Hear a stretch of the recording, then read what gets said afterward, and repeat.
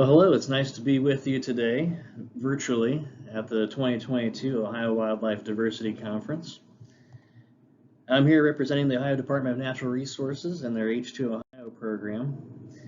We focus on wetlands for water quality and a natural infrastructure approach to improving water quality in Ohio. My name is Eric Saas. I'm the H2Ohio Program Manager for the Ohio Department of Natural Resources. And today we're talking about new critters on the block and, well, in the case of our program, maybe new blocks for the critters. We have a major program underway right now to expand habitat and also improve water quality at the same time. In this picture here we have an aerial view, of the Brooks Park wetland at Buckeye Lake. We'll talk about that project a little bit more later. So first I want to cover a little bit about the H2Ohio initiative more broadly. H2Ohio is a multi-agency initiative of the DeWine administration focused on providing clean, accessible drinking water to all Ohioans. And it's a collaboration across multiple agencies and multiple divisions within those agencies, local, state, federal partners. A little bit about some of the roles of the partnering agencies in H2Ohio. The Ohio Department of Agriculture, they focus in northwestern Ohio, the Maumee River watershed and adjacent western Lake Erie Basin, to incentivize farmers to keep nutrients on the landscape where they belong and out of our rivers and streams and lakes. They've had a tremendous amount of success enrolling producers in best management practices on the farm field. Our partners at the Ohio Environmental Protection Agency focus on a classic infrastructure approach where they're providing resources to connect folks with drinking water and wastewater and replace lead service lines at child care centers and other important initiatives along those lines. We're all kind of glued together by the Ohio Lake Erie Commission. They provide a coordinating role across agencies to make sure that we're communicating with one another, collaborating, and sharing our successes and challenges. And so I'll go into more detail here today about the role of the Ohio Department of Natural Resources in addressing water quality issues with natural infrastructure and some details of our approach. So when we started the H2Ohio initiative, we looked at what are the most cost-effective ways that we can reduce nutrient loading into surface water. We know that when excess nutrients run off of the farm field, run off of the urban landscape, and get into our rivers, they can fuel the harmful algae blooms that pop up every summer in the western basin of Lake Erie and in our inland lakes as well. So we looked at the top 10 most cost-effective practices, and the Ohio Department of Agriculture has taken the first 7 or 8 of those, and they've incentivized those through their program. And here at ODNR, we're focused on wetland restoration and forested riparian buffers. And this is an approach that is cost-effective. The benefits of this type of restoration are long-term. They deliver their benefit year after year. And we like the fact that there are co-benefits to this approach. So while we're reducing nutrients, we're also creating wildlife habitat, recreational opportunity, and so many more benefits to society. So in terms of our conceptual framework, you can think about ODNR's H2Ohio program is really kind of at the intersection of nutrient management and habitat restoration. What we do is kind of 2 sides of the same coin, where every one of the projects that we fund has to have a nutrient management function to it, and also an ecosystem restoration component. So where we are today, we started in mid-2019. we built our program at that point. And we currently have 83 wetland projects that are funded by ODNR's H2Ohio program. We're approaching $90 million in funding for this approach. And we can't do this with the work alone. As I mentioned, there are other agency partners in H2Ohio. But within our program, we tap the expertise and experience of soil and water conservation districts, park districts, land trusts. These are the nonprofit conservation partners that we've engaged to help make this work happen. We can't do it alone. There's too much work for us to even contemplate doing this in-house. To date, we have nearly 12,000 acres of wetland and ecosystem restoration involved in our program. Altogether, the watershed that contributes to those projects, nearly 100,000 acres of watershed that's drained and that drains into and is filtered by our wetland projects. Tens of thousands of trees being planted on these upland buffers to our wetland restoration projects. And of course, it goes without saying to this audience that 90 threatened or endangered species are dependent on wetlands for some part of their life cycle. And that's important to us that we're able to provide that nutrient benefit and habitat benefit at the same time with this project work. I'll get into this a little bit more later, but we've set aside a portion of our implementation funding to establish an independent monitoring program, and that tracks the performance of these projects and how well they're doing in terms of nutrient reduction. And also we have a number of private landowners who are engaged in this project work. Over 150 at this point landowners who have been incentivized to enroll in Lake Erie Conservation Reserve Enhancement Program, and that's restoring wetlands and establishing forest riparian buffers on private lands in the Lake Erie watershed. So here's what our program looks like on the map at this point. You can see the green dots on this map are projects that we've started and completed so far with this program. We're approaching about 20 projects so far that are fully complete. All the purple dots on the map there are projects that are underway right now, about 60 or so of those. And then we have these little gray dots on the background in the Lake Erie watershed, and those are the Water Quality Incentive Program projects that I mentioned, projects on private land. So we started off with our program in 2019 with a heavy emphasis on the Maumee River watershed and the Western Lake Erie Basin, the pink outlined watershed in the far northwest corner of Ohio, and then the yellow outlined broader watershed that feeds into the Western Lake Erie Basin. That's where we've had pretty dramatic harmful algal bloom issues in the past, and recurring every summer. Many folks are aware of the 2014 water crisis in Toledo, where those algae blooms and the toxins that they produced shut down the city's drinking water supply. So we take very seriously the need to reduce phosphorus loading into that system and remove that source of fuel for those algae blooms. We've been fortunate to be able to zoom out a little bit in the years since 2019 when we kicked off our program, and we're now funding projects on a statewide basis. So we have projects that are in northeastern Ohio, in the central basin of Lake Erie, and then the lower 2/3 of the state, the Ohio River Basin. We now have completed our second round of funding of competitive grant applications in that watershed. We're about ready to announce the funding of 9 additional projects in the Ohio River Basin. So let's zoom into some of these dots on the map and see what this looks like on the ground. At Buckeye Lake, east central Ohio, there's a park called Brooks Park, a component of the Buckeye Lake Park there, kind of at the southwest corner of the lake.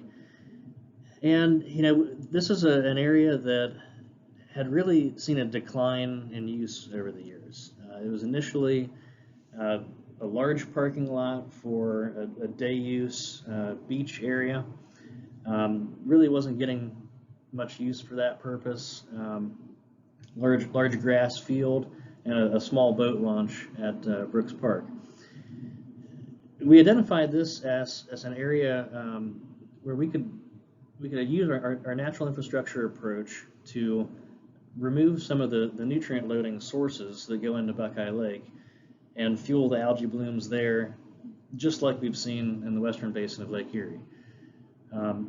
So we have Murphy's Run that comes in from the south, and Murphy's Run was channelized over the years, and basically when it stormed, tile drained farm fields run into Murphy's Run, and then the nutrient load goes directly into Buckeye Lake. So we looked at this area and we tried to figure out, what can we do here to enhance, the nutrient reduction capability of the landscape and take better advantage of this park. So I'll walk you through the progression of the project concept at Brooks Park. This is the conceptual design. Image is turned around here a little bit with Murphy's Run coming in from the lower left-hand corner of the picture. And the concept here is to reduce some of that parking area that really wasn't being utilized. And in the grassed field to the kind of top of the picture here, the green, establish a floodplain wetland there, kind of an overflow wetland. When Murphy's Run floods, it can fill that. And then add a silt trap as Murphy's Run comes into the park area, a deeper pool where suspended solids can settle out, and re-meander Murphy's Run as it goes into Buckeye Lake. So here's the project under construction. You can see to the right there is that silt trap, the plunge pool as it comes into the park, and to the left is that Murphy's Run being re-meandered, heading on toward Buckeye Lake in the background of that picture. And we'll fast forward to the ribbon cutting. In September of 2021, this project was complete, and we were able to celebrate with partners and neighbors came by to check out what had been accomplished here. I had a beautiful day out there. We even had a little bit of wildlife show up, pro bono. We had some female mallards hanging out there, an egret, and didn't even have to scatter too much bird seed to get them to stick around. Another one of our dots on the map, the Ottawa National Wildlife Refuge. This is a reconnection with Ottawa Soil and Water Conservation District, H2Ohio, and in partnership with U.S. Fish and Wildlife. So this is right up on Lake Erie, and this is an opportunity here to reconnect some of the diked off coastal marshes and really restore ecosystem function to a large amount of acreage. So there's this is right at the Crane Creek estuary, almost 600 acres of coastal marsh where flood flows are basically moving right past this ecosystem into Lake Erie. And we wanted to figure out how we can increase the management capability of systems like this to bring in some of those flood flows and settle out phosphorus and denitrify when the conditions are right. So this involves installing fish passage and water control structures for this type of project approach. And the image to the left, this is one of these structures. With a hand crank, the managers at Ottawa National Wildlife Refuge can control the water level in the marsh unit, bringing in water or letting water out, depending on the management objectives. And these structures also have unique ability to deploy a screen so you can prevent carp from coming in during a particular time of year when they might use that area for spawning. But other fish can come back and forth and use this as nursery and spawning habitat. And of course, there are many migrating waterfowl and other bird species that make use of these coastal marshes. Moving on to another project in the Ohio River watershed. This is the Spring Creek Confluence Floodplain Wetland. This is a partnership with Miami County Parks and U.S. Fish and Wildlife, H2Ohio. And this is a project right along the Great Miami. And the idea here is, as the Great Miami floods, it's able to access a dugout floodplain wetland. And that can reduce peak stream flow in the Great Miami, reducing the erosive power of the river as it moves past, and also establishing the opportunity for nutrient reduction and habitat benefit. We have in this shot here our partner with U.S. Fish and Wildlife, Donnie Knight. He was recently doing a fish survey with Ohio State University, and he's holding up for us there a northern pike that was spawning in that wetland. This is an area that was a field in 2020 and is now a highly functioning floodplain ecosystem. And in fact, this was one of our first projects that shows up on the map. We can now see this on Google Earth. Image there to the left. Great Miami is flowing from north to south, and at the right flood stage, that can access the dugout floodplain wetland just to the right-hand side of that image. So I want to talk a little bit about how we can understand the benefits of what we're doing with our project work and bring that information back in to make better funding decisions and manage our existing projects the best way that we can. So we were initially, we were trying to figure out how we could monitor the nutrient reduction capability of each one of these wetlands. And that's really the primary focus of our H2Ohio program.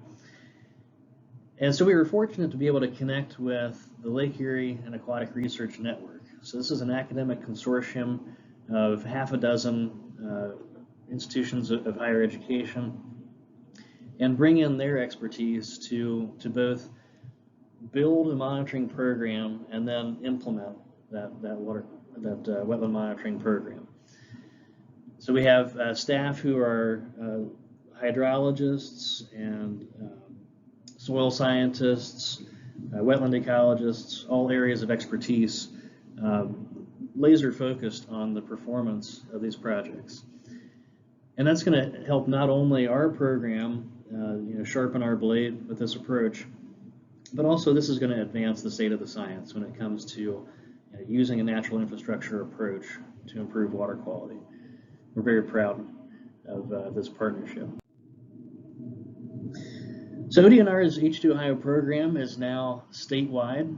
As I mentioned, we've completed a couple rounds of funding projects in the Ohio River watershed, and we've been focused on the Lake Erie watershed since the beginning of our program. Looking forward to the future, we have about 30 new H2Ohio projects, 30 new dots to add to the map in fiscal 23, which starts July 1st this summer. We intend to maintain our steadfast focus on addressing water quality with this natural infrastructure work. And I can tell you there's a huge demand for this natural infrastructure project funding. We could fund twice as many projects if we had the funding based on the interest in project collaborators from all corners of the state. So we look forward to more groundbreakings like we have in the picture there at Tip City. All right, and with that, I will wrap up and take any questions. Thank you for your attention. Nice talking to you today.